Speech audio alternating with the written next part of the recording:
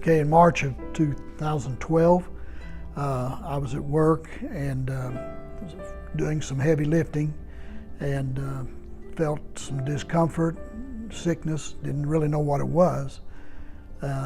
Went home that evening, got up the next morning, knew I had to be at the doctor for some reason. And they sent me directly to heart emergency room. I walked in and they took me in, put me at the test, and found out that I was having a heart attack at the time. David was so severe that when they did the angioplasty, they kept him on the table and kept him out while they went and talked to a surgeon because it was so bad. And that's when Dr. Randolph got involved, and he wanted David to wait as long as he could because the heart attack was still in progress.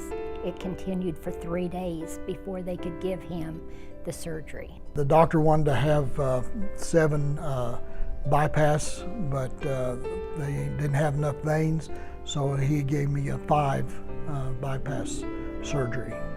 And that was out for 3 days in the hospital, so I don't remember too much about that.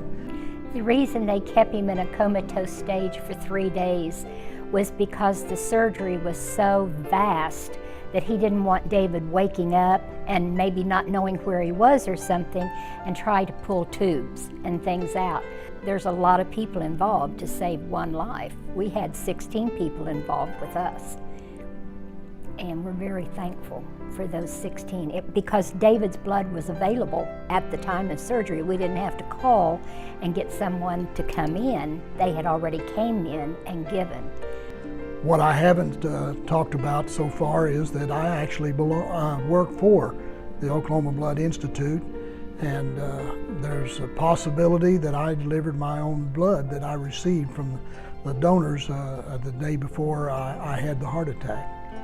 I'm a courier with the Oklahoma Blood Institute, and therefore every day I understand the importance of getting blood to the hospitals because that's where we save lives, and mine was one of them. At night when he came back from the hospital, I couldn't sleep. I was afraid he would die on my watch, and I wasn't going to let that happen. It was hard. It was hard. Through all of this, one of the major things that we relied on was our faith in God and His ability to help us. When the nurses, home care nurses would come, they would ask me if I was depressed. And I said, I'm not depressed, I'm ready to go if God wants me to go. The Thursday evening that David went into the hospital and they were trying to hold everything off until the following Monday, he coded on us. And I had had a friend tell me just moments before that God had told her he would not die, but he would live. And I held on to that. I stood in the hall, gripping my youngest son's hand, saying, he shall live and not die. He shall live and not die. And I'm thankful today he is alive and he's here.